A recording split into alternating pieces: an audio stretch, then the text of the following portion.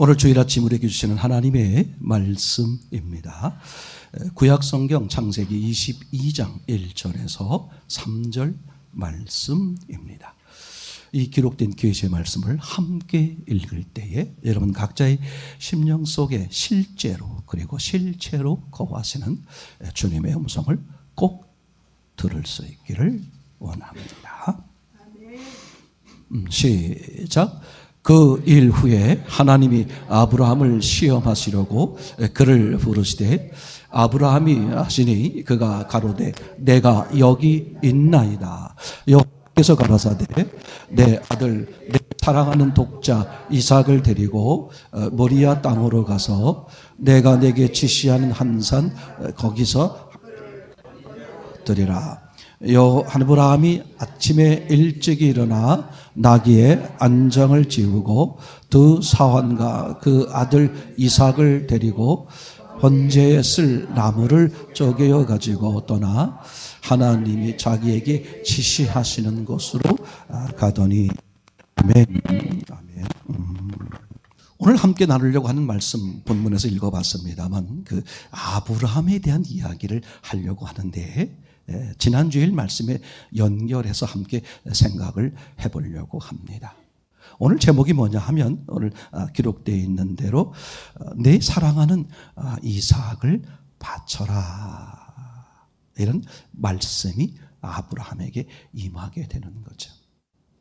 자, 지난주일 말씀을 한번 같이 생각을 해볼까요? 베레아 사람들은 어떻다 그랬습니까? 신사적이었다. 그죠? 베레아 사람들이 신사적이라는 게 무엇을 말하는 것이냐? 지난주에 함께 같이 우리가 말씀을 나누면서 은혜를 받게 되었는데 17장 11절 말씀을 먼저 한번 보시고 같이 나누도록 하겠습니다. 시작. 베레아 사람은 데살로니가에 있는 사람보다 더 신사적이어서 간절한 마음으로 말씀을 받고 이것이 그러한가 하여 날마다 성경을 상고함으로. 그죠? 우리가 말씀을 나누는 가운데 은혜를 받은 게 뭐였습니까? 신사적인 사람이라는 것이 어떤 거였어요? 말씀을 받을 수 있는 마음. 이게 상당히 너무 중요하게 우리에게 와닿는 거예요. 저 사람은 젠틀맨이야. 신사적이야. 그런 외형적 이야기가 아니라 결국 신사적인 사람. 오늘 성경에서 말하는 베레아 사람들은 신사적이다 이렇게 말할 때 그 신사적이라는 의미는 어떻게 성경은 이야기를 하고 있냐면 그래서 결국 어떤 사람의 말을 들을 수 있는 그게 아니라 무엇을? 하나님의 말씀을 뭐 할 수 있는? 받을 수 있는. 그죠? 그러니까 하나님의 말씀을 받을 수 있는 마음. 그러니까 듣는 것과 받는 것이 다르다. 이렇게 얘기를 그저 우리가 나눴죠. 듣고 버릴 수 있어요. 근데 받는다는 것은 마음에 임한다는 거잖아요. 그죠? 근데 그런 마음을 뭐라고 말했다? 신사적이다. 그러니까 다시 말하면 이렇게 말할 수 있을 것 같습니다. 어떻게 하면 하나님의 말씀을 받는 마음이 될까? 방법은 딱 하나밖에 없어. 그러니까 사람 쪽에서 보면 요거 차이예요. 누구는 성경을 5번 읽었대, 10번 읽었대, 20번 읽었대. 누구는 교회를 30년 다녔대. 그런데 너무 신기한 게 아니라 안타까운 것은 삶에서 아무것도 성경적 주의 뜻이, 주의 사랑이, 주의 능력이 드러나지를 못하는 거예요. 그 사람은 듣는 사람이었다. 그죠? 듣는 사람이 되지 말고 받는 사람이 되자. 근데 말씀을 받을 수 있는 마음, 이게 누가 받을 수 있느냐? 자기 것을 어떻게 했을 때? 비웠을 때. 내게 있는 상태에서 아무리 보고 따지고 검토하고 열심히 외우고 해도 여전히 뭐해? 그건 내게 아니야. 남의 것이야.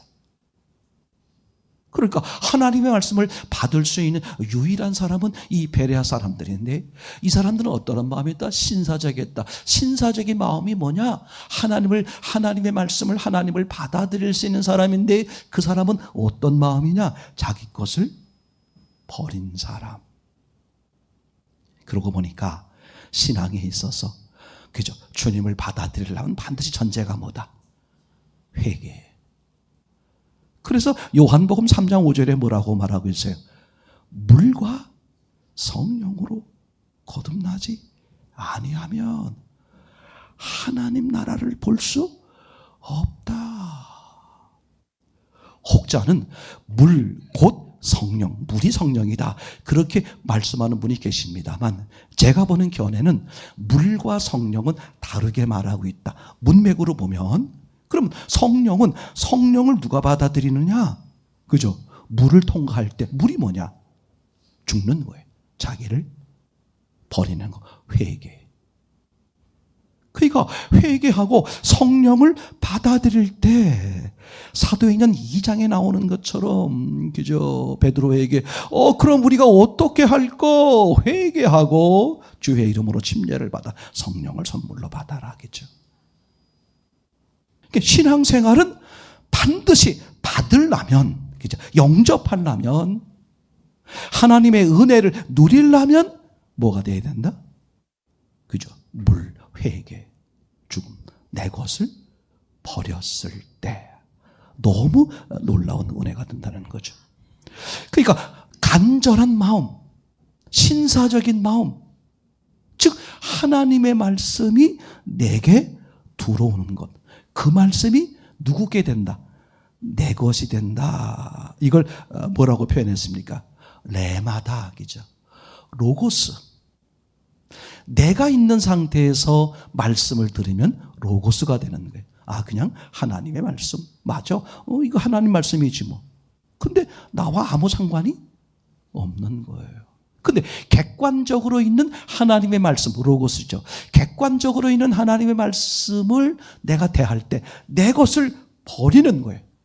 그리고 저 말씀을 내 것으로 받아들이겠다는 마음.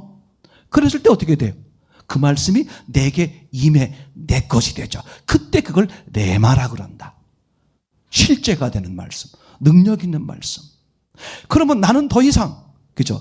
내 뜻대로 사는 게 아니라 무엇으로 산다?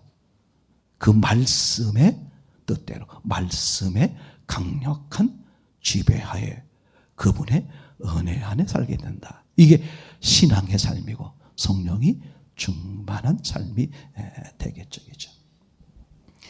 말씀이 내 것이 되고 나는 예수님을 영접한 것과 동일한 그런 은혜를 누리게 되는 거겠죠. 그죠? 정말 우리에게 필요한 것은 무슨 마음? 이 신사적인 마음. 그래서 교회에 올 때 오늘 주님이 무슨 말씀을 주실까? 그죠? 교회는 말이죠, 아시는 것처럼 1년 되신 분도 계시고 10년 되신 분도 계시고 30년 되신 분도 계세요. 물론 이제 우리 교회에 같은 목사님과 함께 1년 된 분이 있고 30년 된 분이 있어.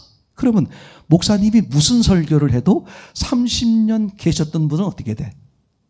대부분 다 알고 있는 말씀, 들은 말씀이겠죠. 근데 사람이, 그죠? 신앙이 잘못되다 보면 어떤 걸 생각하게 되냐면 자꾸 새로운 거, 내가 듣지 못한 거.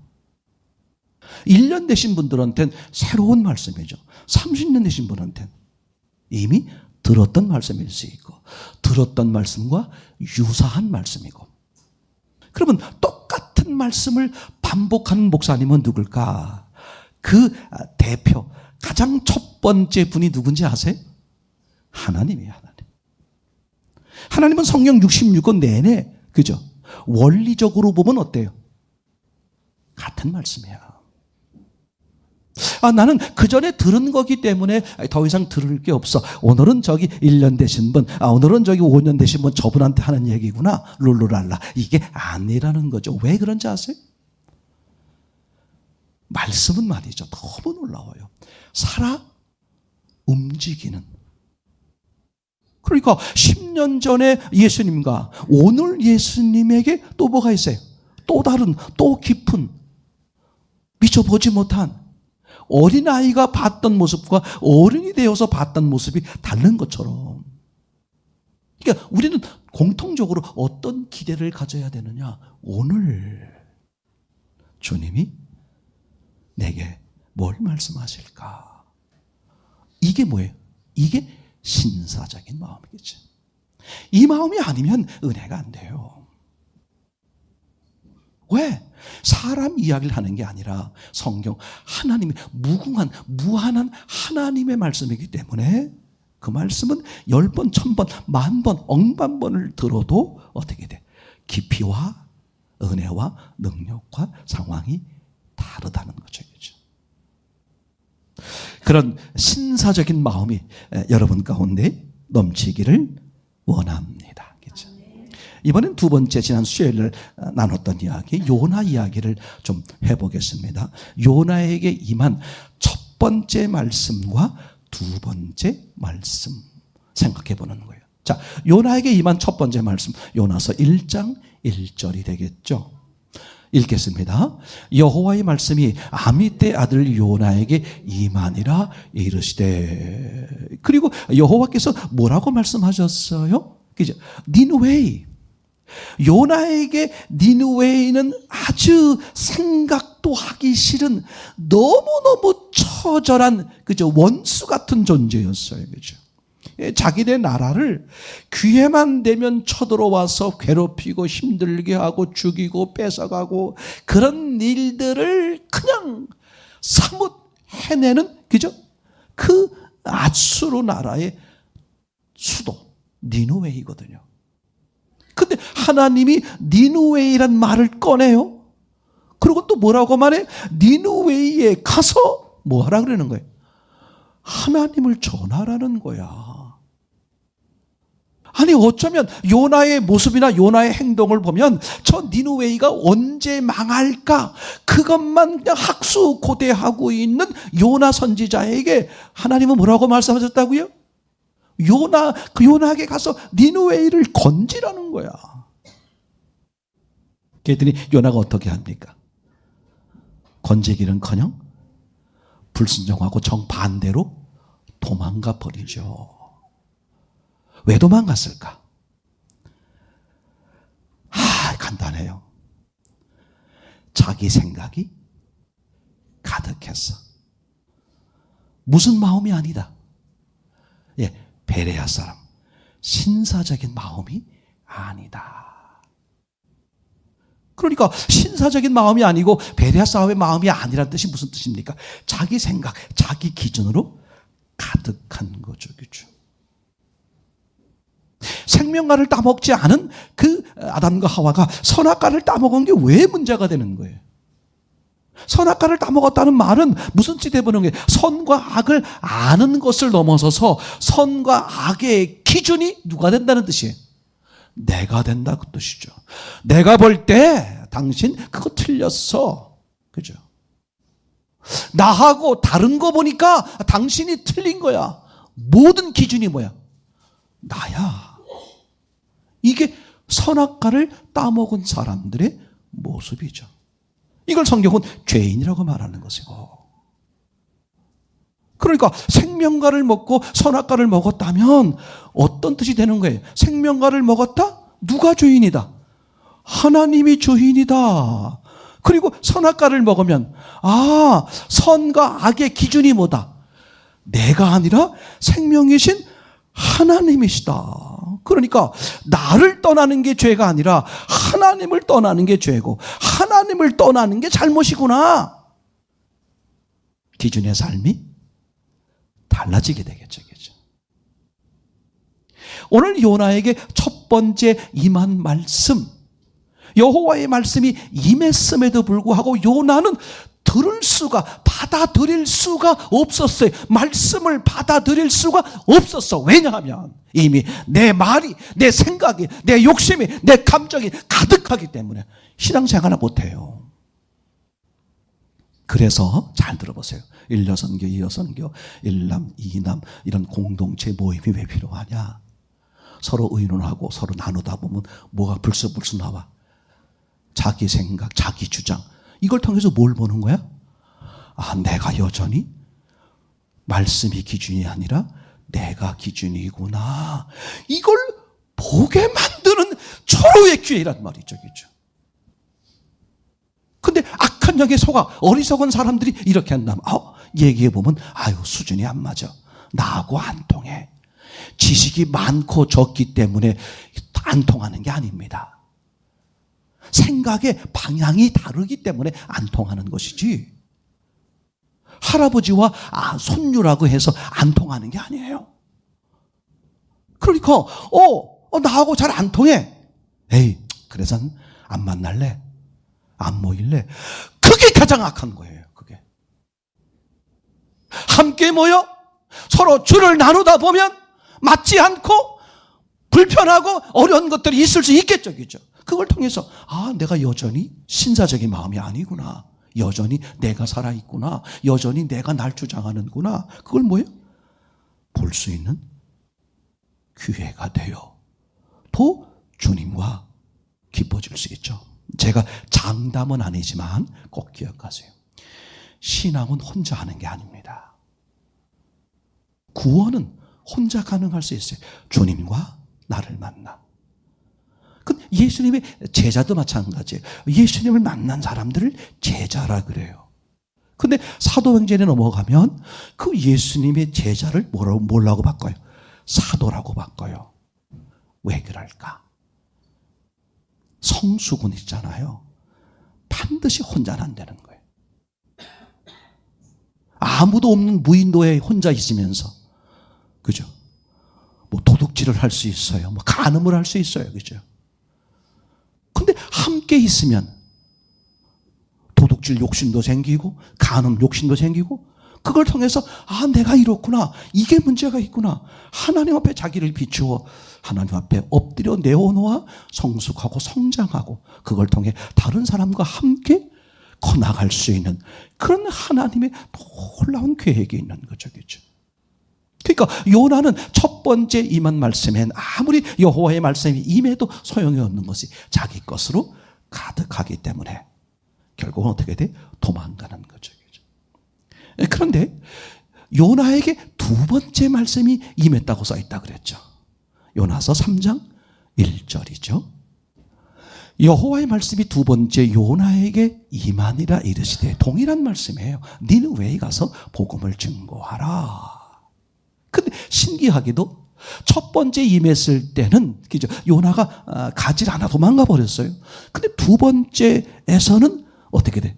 요나가 여호와의 말씀에 따라 니느웨에 가서 복음을 증거하죠. 그죠? 그것도 요나가 온전히 증거한 것도 아니에요. 3일 길인데 단 하루 동안만 전했어.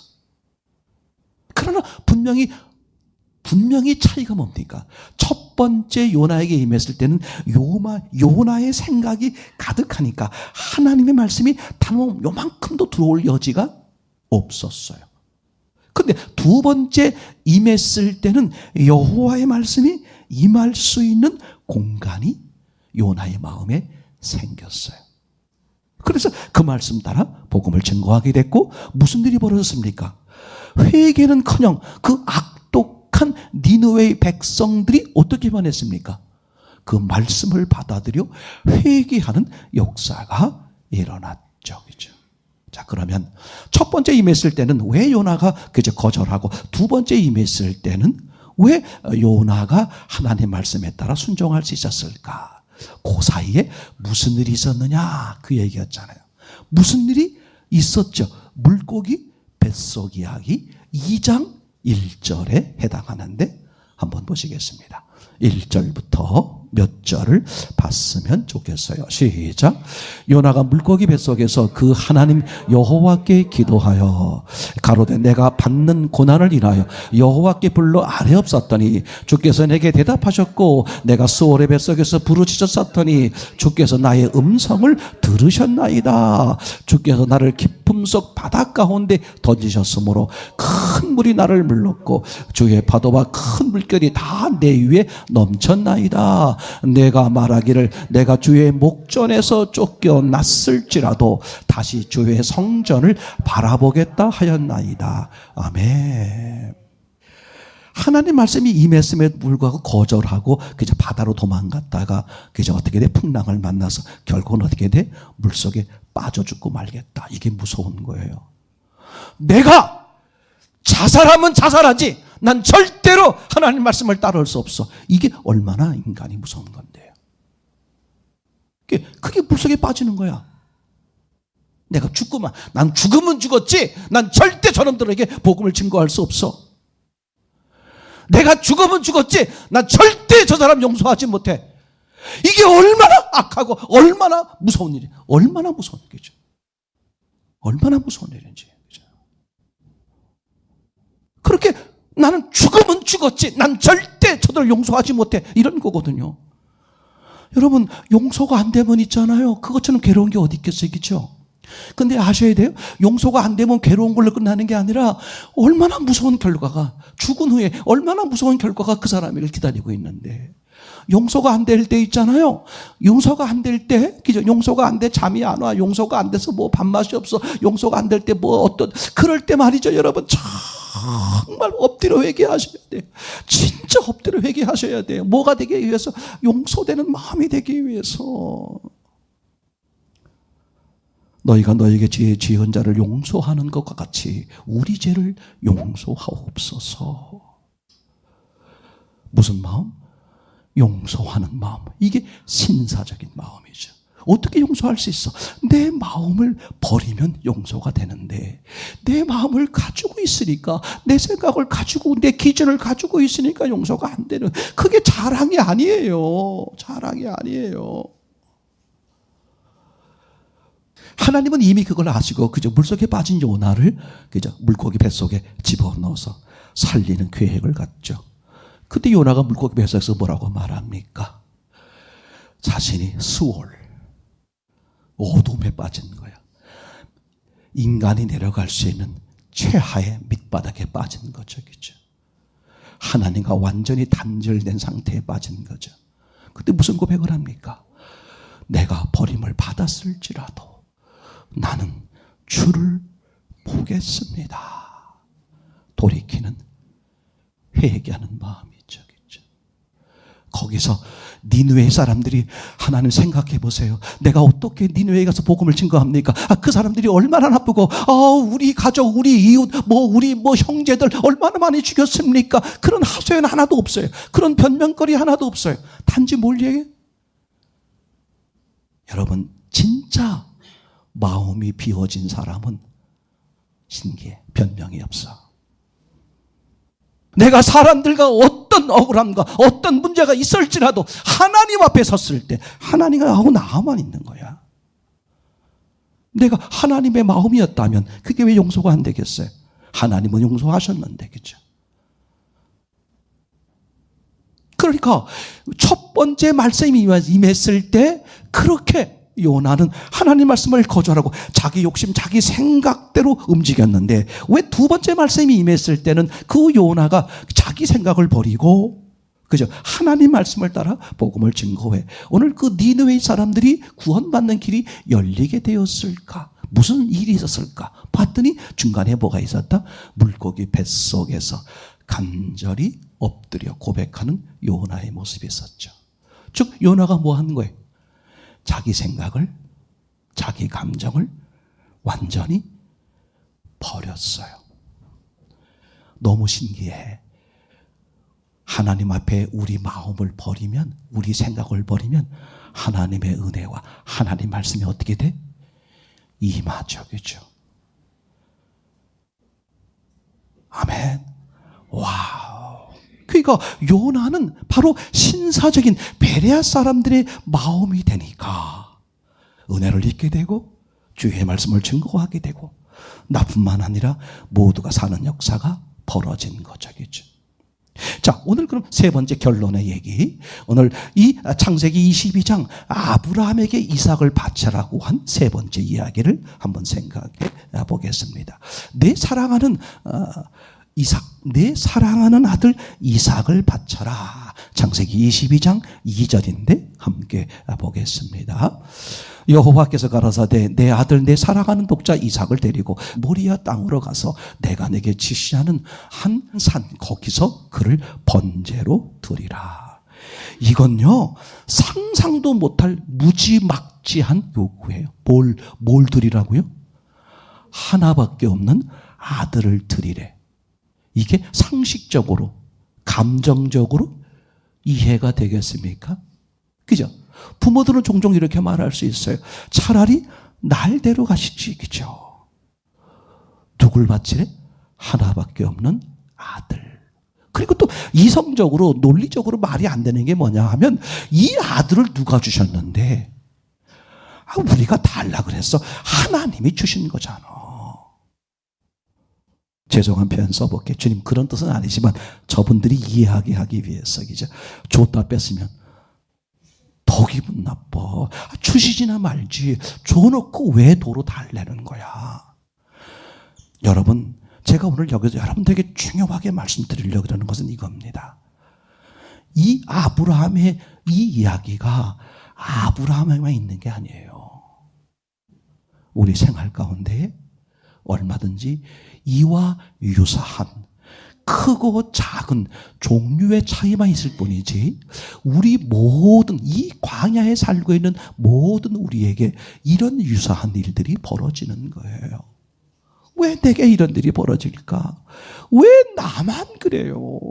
교회를 같이 다 다니는데 다른 분들은 멀쩡한데 왜 내게만 이런 어려움이 있고 아픔이 있고 슬픔이 있고 괴로움이 있고 견딜 수 없는 문제들이 왜 자꾸 우리에게 생기는 거예요? 산 넘어 산이라고요. 도대체 왜 그죠? 왜? 오늘 이 아브라함에게는 상상할 수 없는 그죠? 생각해보기도 싫은 이런 요구가 지금 있는 거예요. 그죠? 그런데 더 신기한 건 그 말도 안 되는 하나님의 요구에 아브라함이 순종을 합니다. 3절을 보시겠어요?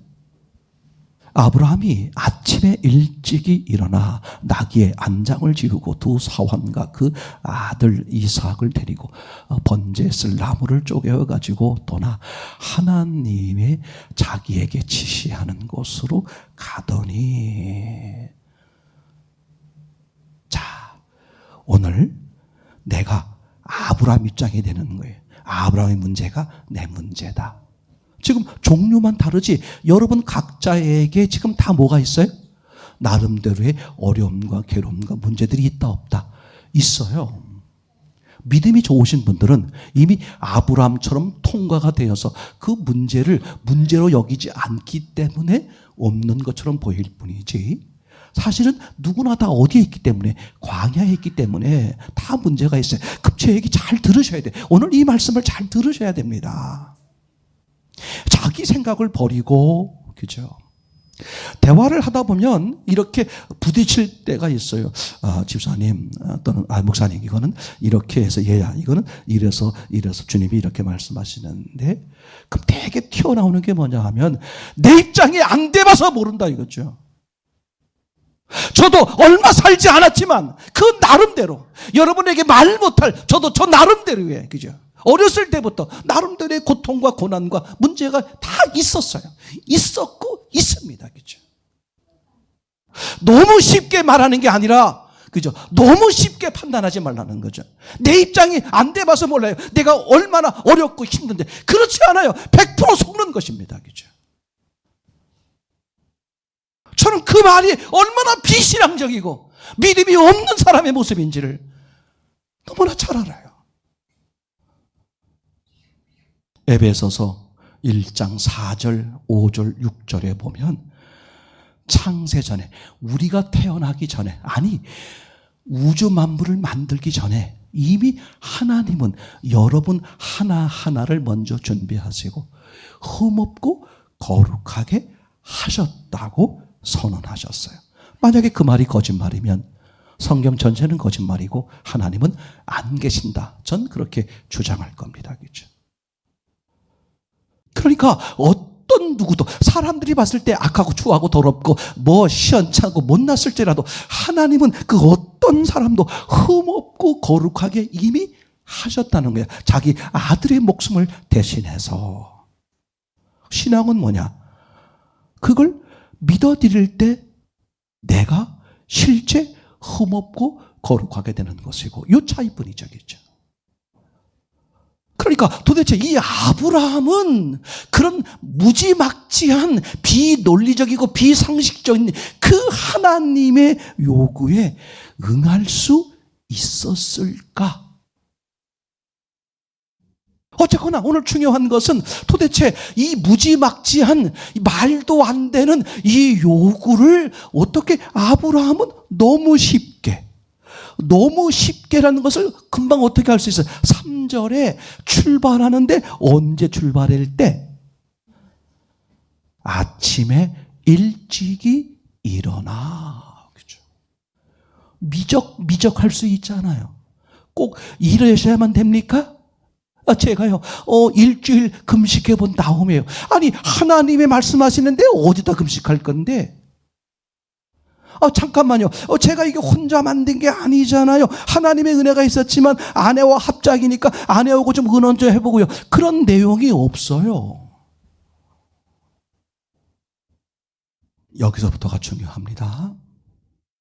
그러면 첫째, 하나님은 왜 이 무지막지한 요구를 아브라함에게 하셨을까?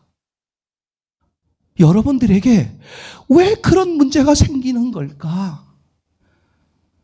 왜 나만, 왜 내게, 왜 우리에게 이렇게 힘들고 어려운 일이 있어야만 합니까? 그죠? 아니, 하나님을 믿지 않은 사람들은 재수없어. 인생, 얼마 다르게 말할 수 있는데 여러분들은 적어도 하나님을 바라보고 원망하더라도 하나님을 바라보고 원망하는 거 아니겠습니까? 왜 내게만, 그죠? 왜 내게만? 하나님 입장에서 보면 이렇게 말할 수 있겠죠. 그게 왜? 아니, 아브라함에게 왜 이렇게 요구할 수 있습니까? 아니, 그게 왜? 아니, 왜라뇨? 아브라함에게 어떻게 이삭을 바치라고? 그것도 하나님이 주셨고, 아니, 그 이삭을 바치라고요? 주시나 말지. 줘놓고 뭐하러 주십니까? 그죠? 하나님이 이렇게 말할 것 같아. 야, 아브라함이 드렸잖아. 아니, 왜 우리 집에, 왜 우리 상황에 지금 이런 일이, 이런 문제가 있어야만 됩니까? 이럴 수 있습니까? 하나님 뭐라고 말할 것 같아? 난 답이 나와요. 야, 아브라함은 드렸잖아.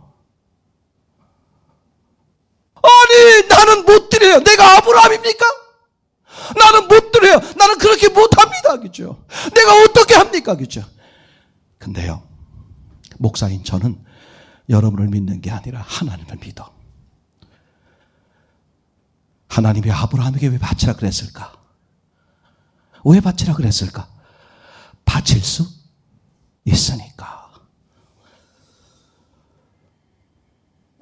하나님은 여러분들에게 상상할 수 없는, 여러분이 꿈도 꿔보지 못한 더 은혜의 세계에 들어가게 하기 위해서 오늘 이걸 요구하시는 거예요. 그렇다고 해서 누구에게나 아무에게나 요구하는 게 아니야. 받을 수 있는 준비가 된 사람들에게. 성경 구절 하나 볼까요? 고린도전서 10장 13절 시작. 사람이 감당할 시험 밖에는 너희에게 당한 것이 없나니 오직 하나님은 비부사 너희가 감당치 못할 시험 당함을 허락지 아니하시고 시험 당할 즈음에 또한 피할 길을 내사 너희로 능히 감당하게 하시느니라. 아멘. 욥에게 보여줬잖아요. 감당 못하게 안 하세요. 모든 사람에게 하나님은 어떻게 하신다? 감당할 수 있을 만큼. 그럼 신앙의 자세는 뭐야? 왜 내게 이런 일이? 하나님, 왜 내게 이런 일이 있습니까? 그렇게 고백하는 사람이 있고, 내게 이런 일이? 그래, 내가 감당할 수 있으니 하나님이 주신 거죠. 얘기가 달라요. 그러면 아브라함이 어떻게 이 무지막지한 이 음성에, 이 요구에 응답, 순종할 수 있었을까? 22장 1절에 기록되어 있어요. 같이 보시겠습니다. 시작. 그 일 후에, 아멘. 뭐 후에? 그 일 후에. 오늘 하나님이 아브라함에게 말도 안 되는 이삭을 바쳐라, 내 사랑하는 독자 이삭을 바쳐라 라고 요구하는 시점이 언제? 그 일 후에. 아무 때가 아니야. 하나님은 다 계산하셔서 하는 거야. 똑같은 문제일지라도 이 집사님은 감당할 수 있는데 박 집사님은 감당 못해. 그럼 하나님은 이 집사에게 허락하시더라도 박 집사에게 허락하지 않으세요. 박 집사 입장에서 아싸, 내게는 아무 일도 없네. 난 제법 주님 앞에 잘하나 봐. 내게 은혜를 팍팍 주셔가지고 내게는 아무 일도 안 생기네. 그게 아니에요. 이 집사님은 감당할 수 있으니 박 집사는 아직 어려서 감당 못해. 뛰쳐나가. 그 일 후에. 그럼 바로 앞의 사건에 보면 아주 중요한 사건이 나오는데 오늘 그걸 말하려고 하는 것이 아니라 무슨 뜻이다? 아브라함이 하나님의 말씀을 받아들일 수 있는 준비가 되었을 때에 대표적 얘기를 한번 해볼까요? 12장 1절. 너무 놀라워요. 오늘 창세기 12장 1절에 보면 하나님이 아브라함을 부르시고 아브라함으로 하면 어떻게 말합니까? 네 친척 본토 아비 집을 떠나 내가 내게 지시할 땅으로 가라. 그죠? 그래서 아브라함이 어떻게 합니까? 떠나요, 안 떠나요? 떠나죠. 여기 중요합니다. 이미 하나님은 아브라함에게 무슨 훈련? 주의 음성을 따라 살 수 있는 훈련을 이미 하신 거예요. 자, 12장 1절에 하나님이 어떻게 요구하시죠? 지시할 땅. 장소를 알려줘요? 알려주지 않아요?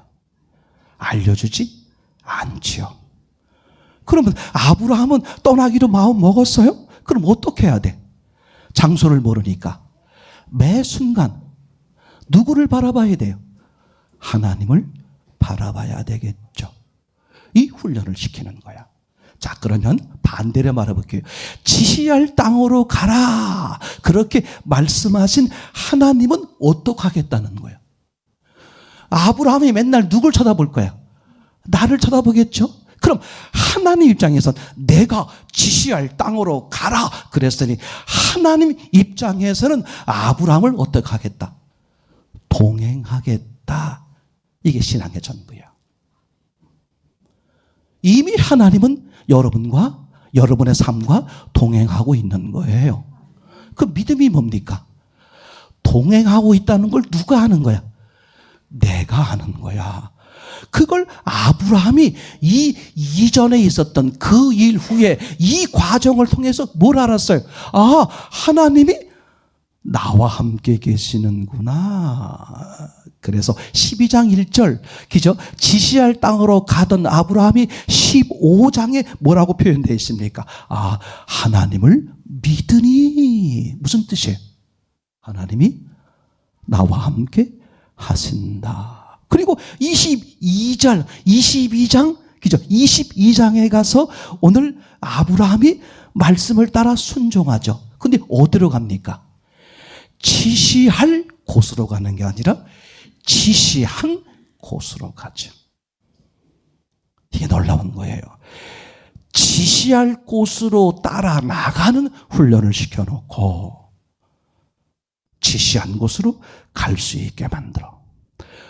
결론을 말할게. 무슨 얘기냐? 이 그 일 후회가 왜 중요하냐? 오늘 아브라함에게 이 엄청난 상상도 못할 일들을 만났습니까? 오죽하면 어떤 유명하신 분이 이분이 이 그 3일길에 대해서 전율과 공포라는 그런 기다란 장서를 써낼 만큼 얼마나 복잡한 문제로 봤던 거예요. 근데 아브라함 입장에선 그렇지 않다는 거예요. 하나님 입장에선 그렇지 않다는 거예요. 이미 준비시킬 만큼 충분한 믿음이 되기 때문에 얼마든지 따라올 수 있다. 이걸 우리 삶으로 끌어들입시다. 내가 문제가 있죠.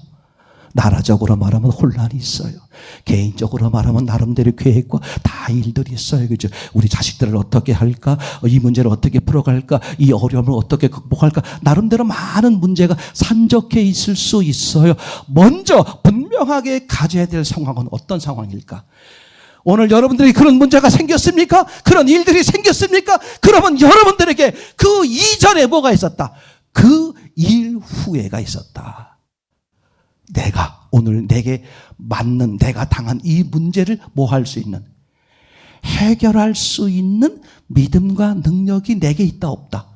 있기 때문에 하나님이 주시고 허락한 것이다. 그런 관점으로 보면 신기해. 문제의 답이 보여요. 문제를 헤쳐나갈 길이 보이는 거죠. 다시 한번 고린도전서 10장 13절을 유심히 보겠습니다. 시작.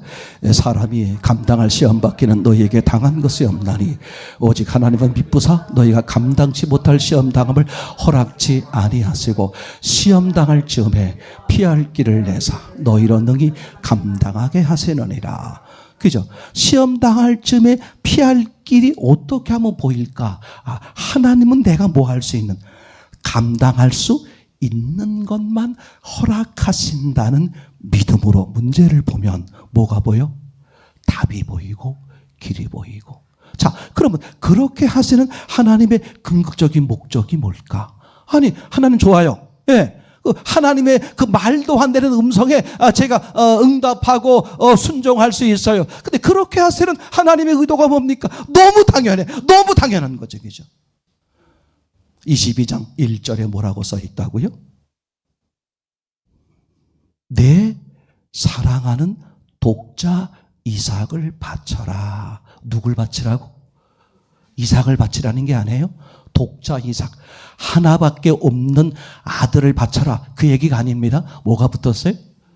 네가 사랑하는, 누구보다도 사랑하는 네 아들을 바쳐라. 그럼 누구보다도 사랑하는 그 누구 속에 누가 들어갔을까? 하나님도 들어가는 거예요. 하나님보다 더 사랑하는 신앙은 간단한 거죠. 어떤 경우에도 누가 우선, 누가 첫 번째 사랑의 대상이 돼야 돼. 하나님은 그 질서를 정하고 싶은 거야. 아멘. 아니 그러면 하나님을 우선해버리면 나 돈 손해보잖아요. 하나님 우선하면 내 자식 버리잖아요. 그럼 이거 어떡할 건데? 너무 놀라워요. 하나님을 앞세웠더니 사랑의 우선순위를 이삭에서 하나님으로 바꿨더니 무슨 일이 벌어졌어요? 이삭도 사는 역사가, 이게 하나님의 계획인 거죠. 두려워하지 마세요. 근심하지 마세요. 문제에 당황하지 마세요. 그냥 인정하세요. 이거 하나님이 주신 것입니다. 두 번째는 내가 감당할 수 있기 때문입니다. 그리고 뭘 정하는 거예요? 우선순위가 어떻게 돼 있나를 보는 거예요. 하나님이 우선인가? 다른 것이 우선인가? 여러분에게 상상할 수 없는 그런 하나님이 우선되어 하나님의 상상할 수 없는 은혜를 누리는 저와 여러분 되기를 소원합니다.